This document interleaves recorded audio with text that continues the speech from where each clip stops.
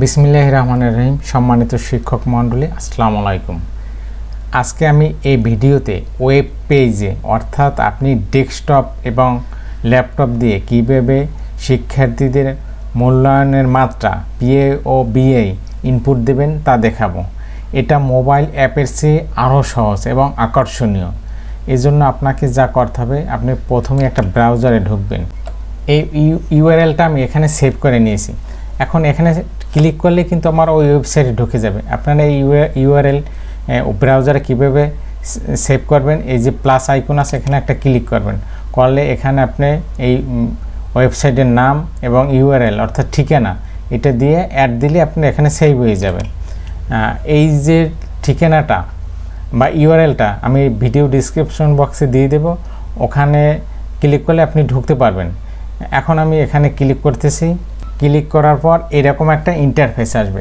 এখানে আপনি এই যে আপনার শিক্ষকের আইডি এবং পিন নাম্বার দিয়ে লগ ইন করবেন।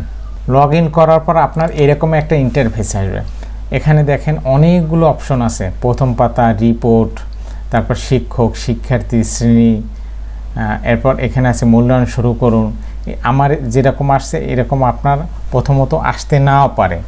তাহলে আপনি কি করবেন, এই যে মূল্যায়ন শুরু করুন এখানে ক্লিক করবেন এবং ব্রাউজার বারবার রিফ্রেশ করবেন। একবার দেখবেন হয়তো আপনার এসে গেছে। এই যে দেখুন আমারটা কিন্তু এসে গেছে, আমার প্রথম দিকে কিন্তু আসে নাই। এখন আসার পর আপনি কি করবেন, যে শ্রেণীর মাত্রা পিএ এবং বিএ ইনপুট দেবেন ওই শ্রেণীতে ক্লিক করবেন। ক্লিক করলে এই দেখুন এইটা মোবাইল অ্যাপের চেয়ে আরও আকর্ষণীয়। এখানে দেখুন এই আছে কি পারদর্শিতা মূল্যায়ন আর আচরণগত মূল্যায়ন। আপনি এর পারদর্শিতার মূল্যায়নের অধীনে আছে শিক্ষণকালীন মূল্যায়ন, ষান্মাসিক সামষ্টিক মূল্যায়ন, বার্ষিক সামষ্টিক মূল্যায়ন। আমার এখানে জীবন ও জীবিকা বিষয়ে আমি লগ ইন করেছি। জীবন ও জীবিকায় 7টা অভিজ্ঞতা আছে, অর্থাৎ 7টা অধ্যায় আছে। এই 7টা অধ্যায়, এখন আপনি যে অধ্যায়ের বা অভিজ্ঞতার শিক্ষণকালীন মূল্যায়ন দিতে চান ওখানে ক্লিক করবেন। ক্লিক করলে এর অধীনে দেখুন আছে 2টা পিআই, 6.4.1 আর 6.4.2। একটা হলে নিজের কাজ নিজে করা, পারিবারিক কাজে অংশগ্রহণ। এখন আপনি যে পিআইয়ের মাত্রা ইনপুট দেবেন ওখানে ক্লিক করবেন। ক্লিক করলে এই যে দেখুন এরকম একটা ইন্টারফেস আসবে। কত চমৎকার! মোবাইলে অনেক কষ্ট। এখানে দেখুন আমাদের এই শিক্ষার্থীর রোলগুলো এলোমেলো ছিল, এখন কিন্তু তারা পর্যায়ক্রমিক করে দিয়েছে, অর্থাৎ 1, 2, 3 এরকম। আমাদের 2 বছর নাই, এই জন্য এখানে আসে নাই। এরপর মোবাইল অ্যাপে কিন্তু এটা এখানে সামনে নিচে ছিল, একদম একটা পাশাপাশি, অনেক সুন্দর। এখন যে শিক্ষার্থী যে মাত্রা পাবে ওটা আপনি দেবেন। যদি কোনো শিক্ষার্থী চতুর্ভুজ পায় চতুর্ভুজ দেবেন, বৃত্ত পাইলে বৃত্ত দেবেন, ত্রিভুজ পাইলে ত্রিভুজ দেবেন। প্রত্যেকটা শিক্ষার্থী দেওয়ার পর সব শিক্ষার্থী কিন্তু দিতে হবে। দেওয়ার পর আপনি এখানে খসড়া সংরক্ষণ করে রাখতে পারেন অথবা জমাও দিতে পারেন। গেল এটা।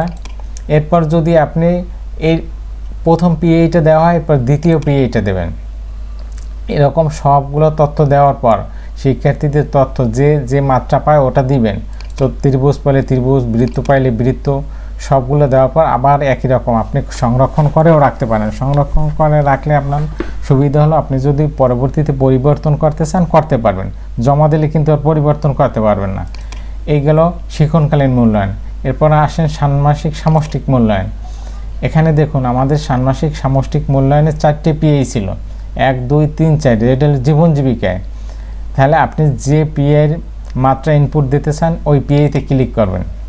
করলে এইরকম ওই একই ইন্টারফেস আসবে। আসলে আপনি সবগুলো দেবেন।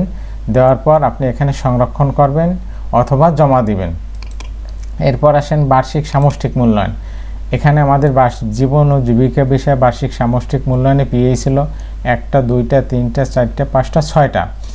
আপনি এখন যে পিএর মাত্রা দিতে চান ওই পিএতে ক্লিক করবেন। করলে আপনার এরকম ইন্টারফেস আসবে।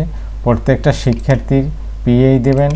সবগুলো দেওয়া শেষ হলে আপনি এই যে সংরক্ষণ করে রাখতে পারেন অথবা জমাও দিতে পারেন। এরপর আসেন আচরণগত মূল্যায়ন।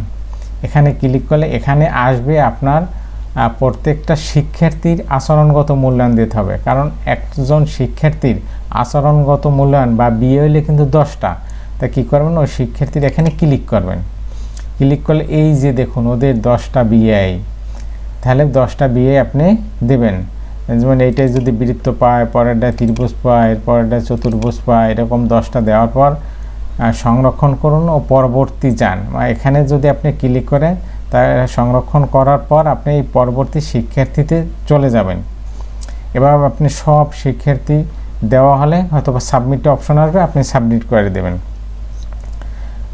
সম্মানিত শিক্ষক মণ্ডলী, আমি মোবাইল অ্যাপও দেখেছি, কিন্তু আমার মনে হয় যে ওয়েব ভার্সনটা ভালো এবং দিতে খুব সুবিধা। এরপর এখানে যে আর ফিচারগুলো আছে, এই যে দেখুন এখানে এলে যে সর্বমোট শিক্ষার্থী, এটা সপ্তম, ষষ্ঠ এবং সপ্তম সব মিলে 124 জন। সর্বমোট শিক্ষক, আসলে এখানে আসছে শুধু শ্রেণী শিক্ষক, এগুলো এই জন্য 2 জন আসছে। এরপর সর্বমোট শ্রেণী, এখানে যেহেতু 6 ও 7 এই জন্য সর্বমোট শ্রেণীও আসছে কিন্তু 2টা। সম্মানিত শিক্ষক মণ্ডলী, যদি ভিডিও দ্বারা আপনাদের সামান্যতম উপকার হয় তাহলে আমার ভিডিওটা লাইক দিন, শেয়ার করুন, অন্যকে জানান, তারাও দিক এভাবে। আসসালামু আলাইকুম।